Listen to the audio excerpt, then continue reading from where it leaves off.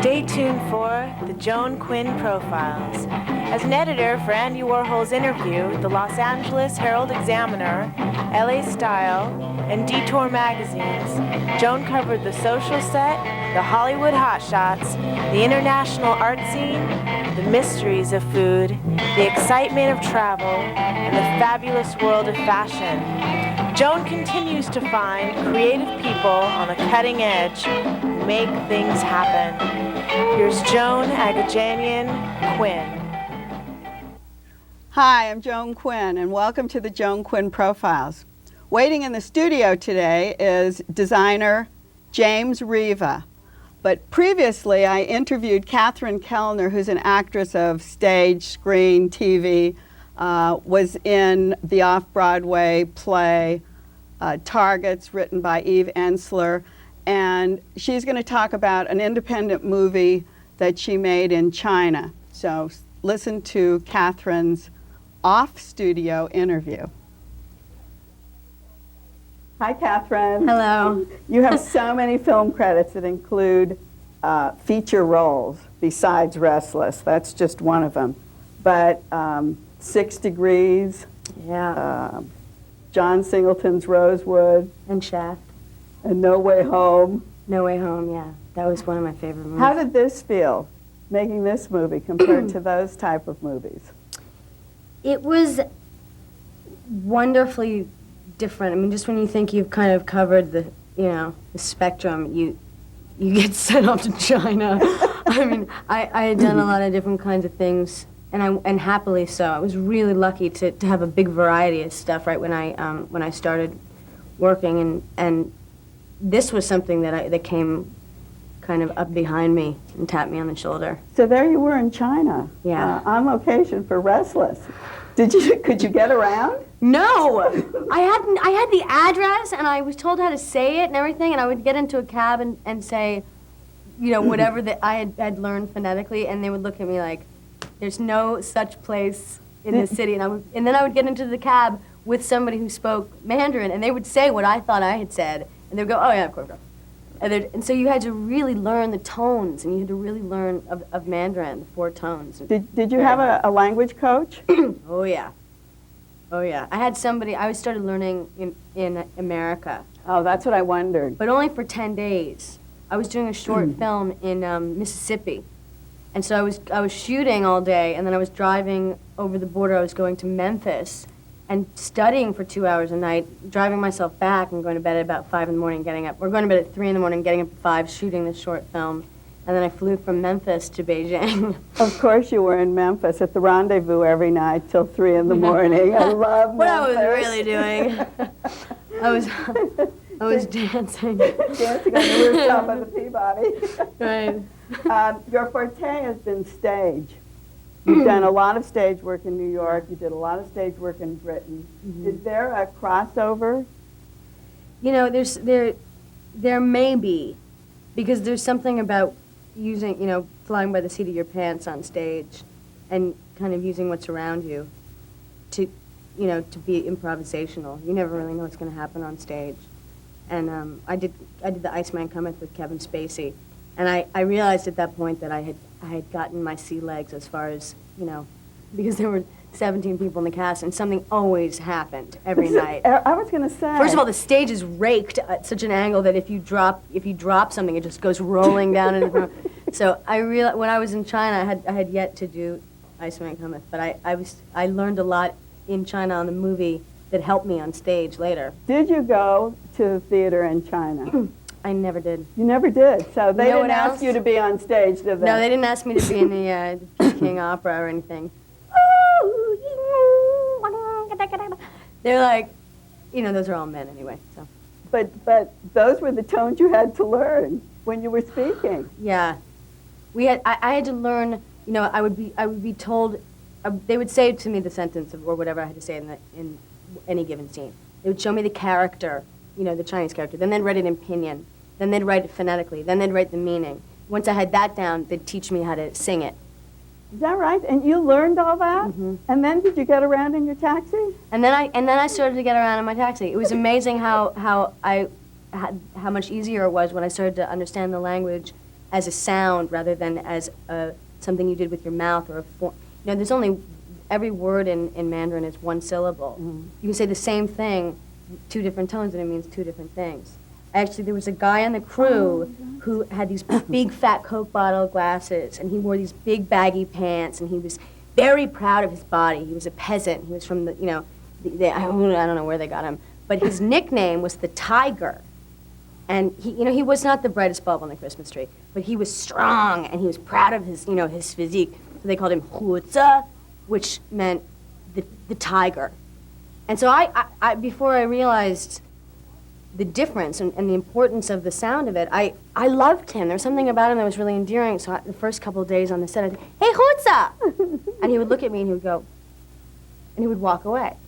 And then, like, you know, the second day I would come and be like, "Oh, it's Huzi doesn't like me." "Hey, Huzi!" And he would go, and he'd walk away. And suddenly everybody started to giggle. And it took about a week and a half, and finally I was like, what is going on? And somebody had mercy on me, and my translator said, I mean, even my translator, even this woman who was like my right-hand man, she was just letting me go. Oh, yeah. And she said, you know, Huzi, this means strong, tiger, this is his nickname. But would you say, Huzi, this means very baggy pants. So this poor guy thought I was like, hey, baggy pants. Every time you spoke to yeah. him. So he really didn't appreciate it. But when somebody finally cleared it up with him, he became kind of my buddy. You did a great job in the film. Thanks. Thank you.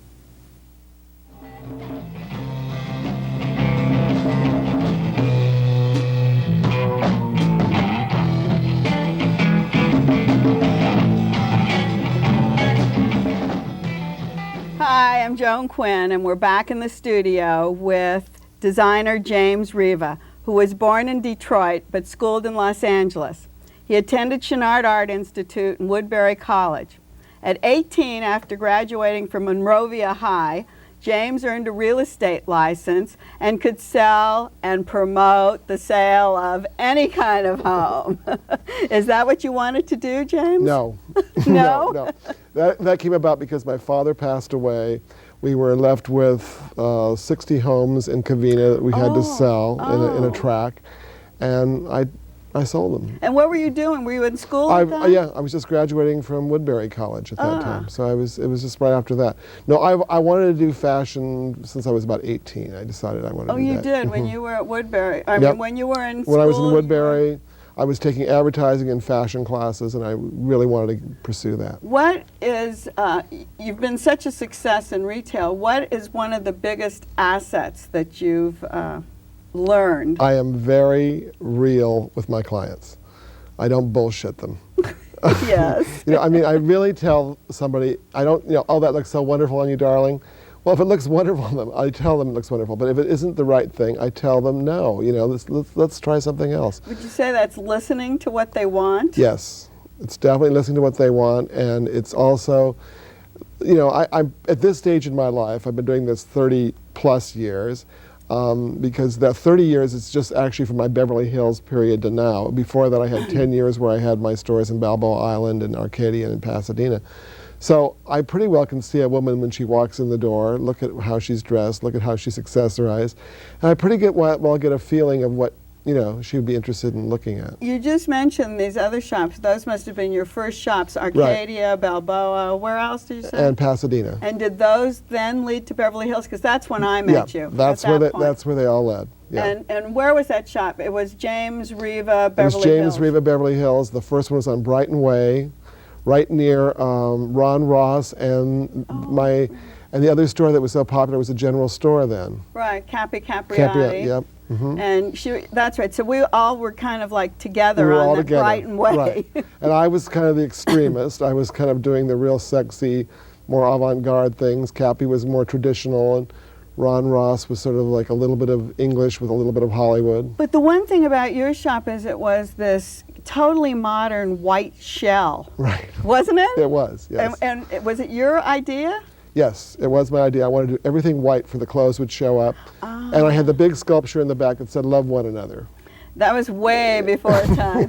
And at that time you dressed Fonda, Streisand, Cher, Michelle Phillips. Yeah, a lot of women. And were they all coming in, or were you doing all special coming orders? in. They were all coming in. And Yes, we were doing special orders, and we also had a lot of stock that we made. But we made everything there, and the only things I would buy was on my twice yearly trips to Europe. I would buy things in France, I'd buy things in England, I'd find little people that made handmade sweaters or cashmere. Oh, so you did carry other people's things, not just your own design. It was kind of my own design, because I would actually have them make what I wanted them to make. So it was kind of like what they call private labeling now. Oh, but, right, you know. exactly. What were those celebrities wearing at that time? Well, they were wearing bras. I remember that very clearly. They were not. I mean, no. I would say that only 10% of my clientele base wore a bra at that time. A lot of halter tops, a lot of Matt Jersey flowy pants, and then, of course, at the very beginning of that whole thing, I was doing all those little peasant dresses and prairie dresses and all of those sort of things. Which are so big in Saint-Tropez right now. Exactly. I look at the clothes the young girls are wearing, and I thought, I can't go back there. I just can't go But back they there. look so great. They look great, but I can't go back there. So And you stopped. You closed that shop in what, the 80s? I closed that shop in the 80s, right? And then I was in wholesale for a good 7 or 8 years. Selling to Neiman Marcus, Neiman Saks, Marcus, Bloomingdale's was a big store, Bullock's, Lord and Taylor. Magnum's, Lord and Taylor, yeah, all those stores. And so you were designing then and selling wholesale to them. Right. And then I moved my studio in Beverly Hills down to a studio on Beverly and Pico across from Factors there. And I had this whole upstairs studio where people would come and do their custom work. Oh, that you were still doing custom work at that But time. by or you appointment, were by starting appointment. custom work. I Right. see. Did you hate leaving the idea of not working with those department stores? Well, in one way I did, but it was very expensive to play that game. You know what I mean? Going to New York 3 times a year, all the hotel expenses, all, you know. I mean, so the profits were, even though we did very, very well, it was the profits just weren't there. By the time and then waiting for the money to come in, it was your cash lag that you have, the 3-month cash lag was a bit of a problem. So you were dealing with that as the part of the business, owning the business, Right. not just designing for an owner. Exactly. I was the owner.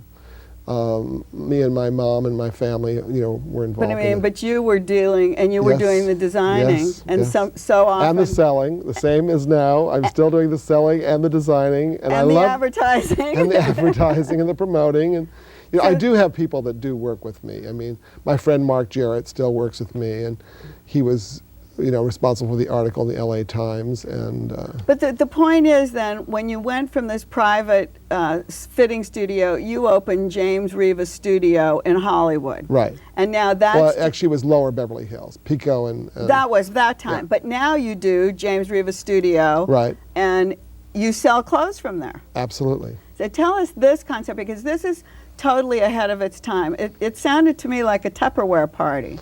Well, it kind of is, but you Or know, a slumber party. Right, exactly. But there are lines like there's Carlisle and there's Doncaster and there's Worth, and they do that way. The difference between me and those lines is I do everything made to order. So someone comes to your studio, what happens? Well, they come in and they try on what they want to. They go to the racks and they pick out the clothes that interest them. We find their size, and they try them on for fit. Now, if the pants are too long, or the sleeves are too long, or it needs a little, or they need a size large in the top and a size medium in the pant, we adjust all that. So then they have a big variety of colors that they can do. You know, Where does this clientele come from? Where do you find them? everywhere. Everywhere. Like they come out of the woodwork? They come out of the woodwork. It's the forgotten woman, like the story said. It's the forgotten woman. Everything is geared in the advertising and everything else to a very slim, very young girl. Well, let's talk about the forgotten woman. Who is she? A woman in Well, her... she's a woman, I would say, anywhere from 45, 55, 65. Very vital, very, very interested in life. She is not sitting around dying. She's sitting around. She's got more money and more time to live. So she's taking cruises. She's going to Europe. She needs clothes that are sophisticated, but she needs clothes that are a little bit fun. She needs clothes that are, she needs fun accessories to liven things up. You have all that there? All of it. So No if- shoes, but we have everything So else. if her friend says, she says, oh, that looks great. Oh, I just had it made at James Reva, Right. because it would be made, right? Right, it would be made, right, exactly. Does she pick the fabric? She picks the fabric, she picks the buttons. Is that right? Yeah, and if she wants how long does she it wants take? like a black jacket and she wants a red lining in it, we throw a red lining in it for her. How long does it take? It takes anywhere from 5 to 6 weeks.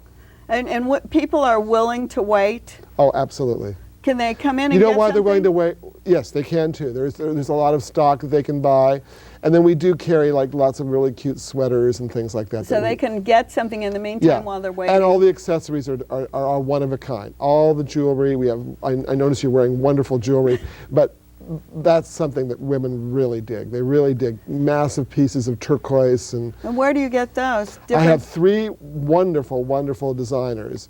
One called Priscilla Beadle, who's up in San Luis Obispo. Oh. Another one in Altadena, Marguerite, and Masako, who's down in Palos Verdes. And they've all found me. I've been working with them for about 10 years. So they bring their things in? Every season, I mail them the swatches. Ah. They match the colors with the jewelry, which is really important because the women say, well, this is a very off blue, but I happen to have 3 necklaces or 4 necklaces in this off blue that'll go with this. Because they knew what you were doing with this Yes. fabric. The minute I get my fabric set for the season, I mail them swatches and they start working. Do they do special order as well?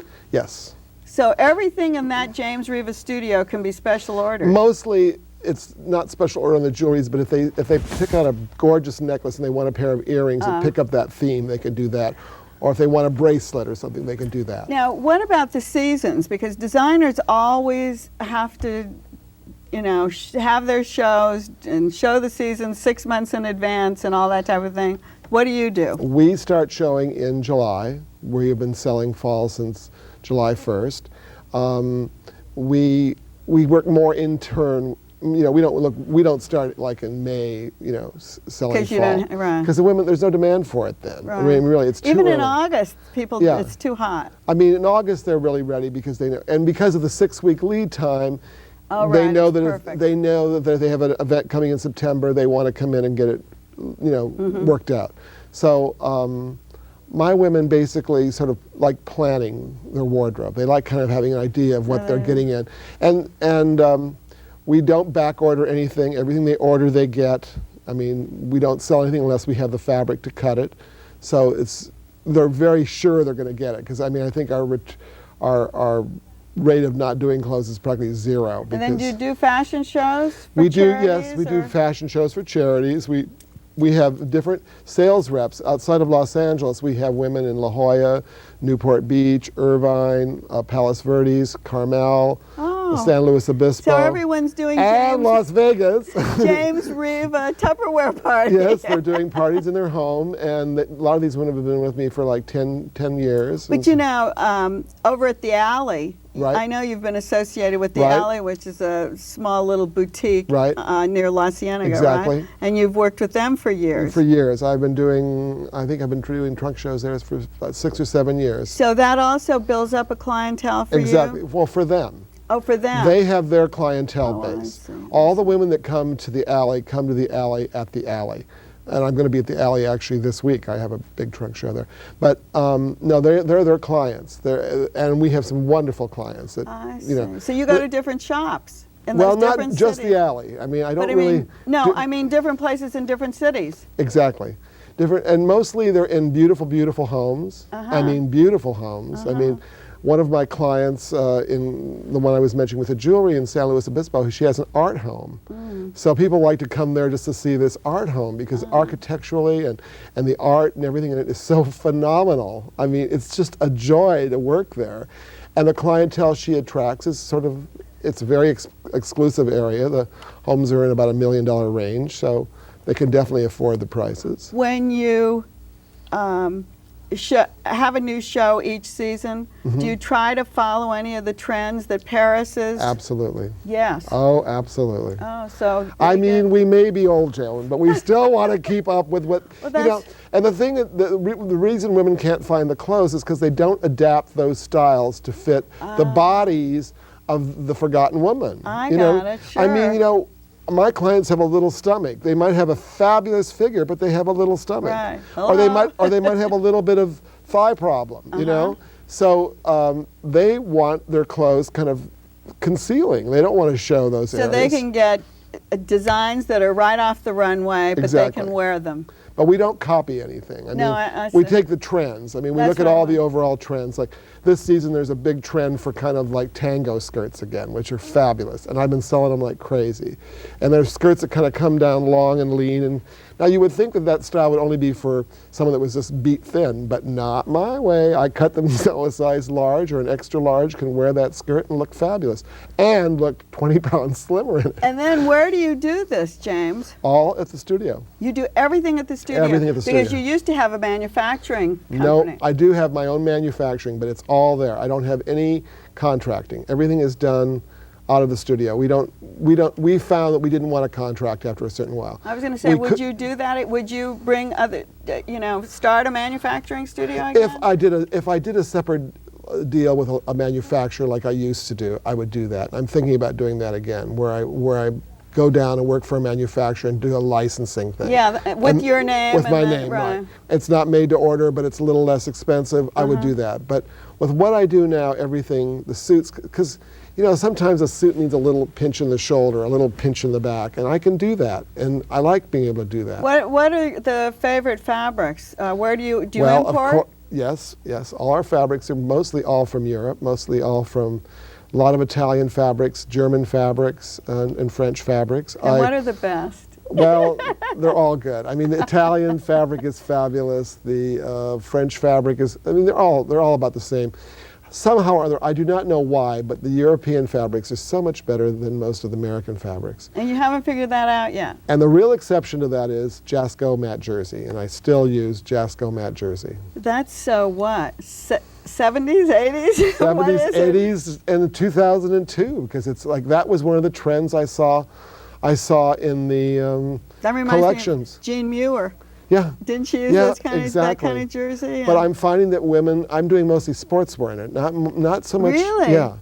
The skirt I told you and simple tops and things, I'm doing mostly, and I also put jersey tops under blouses and things, and they look great. Do you draw the what you're First- going to do? first Let's hear how you're going to design a Okay, dress. I get the ideas. I let them kind of incubate around, and when I feel I'm going to start really putting it together, I've looked at fabrics. I've got some ideas about what I want to do color-wise and things.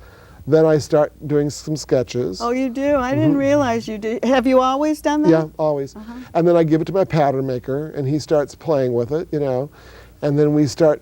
Usually, what we do, because we like to have a fit that is in continuity for my women, because I know my client really well. I've been doing this for 12 years this way, so I know what her figure is like. And so I usually take, our block, our basic block, because our waist. You mean a block is A block is like a fitter's model or whatever, Yeah, exactly. mannequin? Your basic pattern, basically, that you work off of, and And what size is that? Well, that could be any size. 10? It could be a small, it could be a medium, it could be a large, it could be an extra. But we usually start with a small, because then we can grade up and down.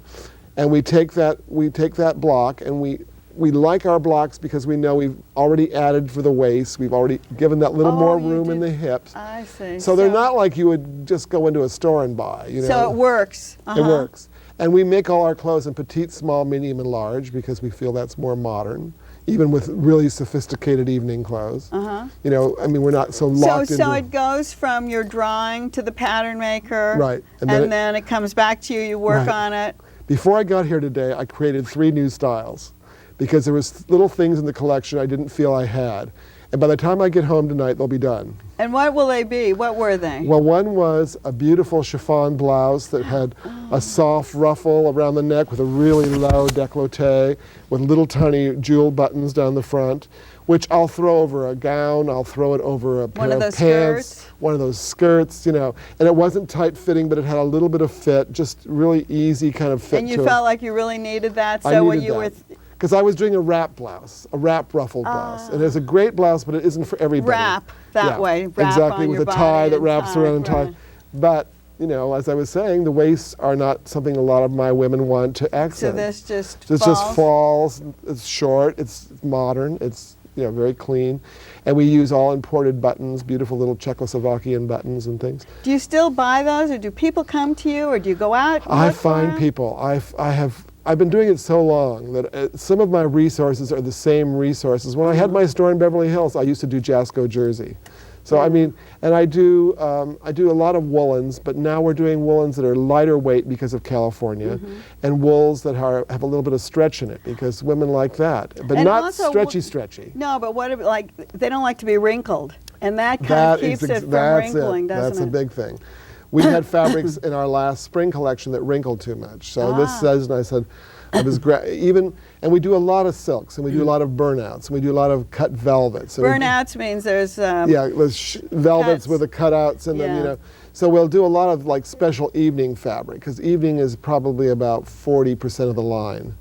And this season we did a casual line, which was more of what I call movie clothes. You know. Oh, that's what I was going to say. Now that you're doing this studio and you've got your women that, you know, you say are forgotten, but you're taking care of them. Do you miss that showbiz glitz and glutz that you used to have? Not at all. You know, I had so much of it at that point. And we do, the LA Times story talked about our studio and our shows in our backyard. We have this big, huge house that is very fun. It's like a 1910 California craftsman house, and upstairs are all the production facilities, and downstairs is a showroom, the office, and where the employees eat and everything. So we have a big, big backyard with huge trees, big, tall palm trees. It looks like a park. How great. So we throw the chairs down the driveway, and then we put the runway in, you know. You put the runway down there? Yeah, and then we have a show. That's so great. And it's fun. It's a little bit of glitz, you know, and then I do various charity shows too, which are more. But glitzy. the glitz is really what you make it. I mean, you've lived that part of it, and now this is still glitz for you, isn't it? Yeah, it's low key glitz though. It's you know, and it's not so concerned with, like, you know, people say, well, don't you want to dress so and so? Well, if it happens, it happens, but it's not a big, huge. I really am more interested in women. I mean, just interesting women that have a life, women that have, you know, women that travel, women that work. I mean, you know, and I have great clients like that. So, I mean, I think that's more modern. And then if the actresses fall into that category, fine. But if it doesn't, fine. I mean, I also don't want to have to deal with all the managers and all the, you know what I mean? It used to be like before somebody would make a decision on a simple little dress, there would be 10 people that had to approve it. And now they can just come. And now they get it for you. free from all the designers, so forget it. Exactly. Well, I'm so glad you came and explained this to me, because I've followed you all through your career. I just missed this part of it now. Right. So thanks, James Reva. Thank you, darling. And thanks to all of you for watching the Joan Quinn Profiles. Keep writing to 777 South Figueroa, and we'll see you next time on the Joan Quinn Profiles.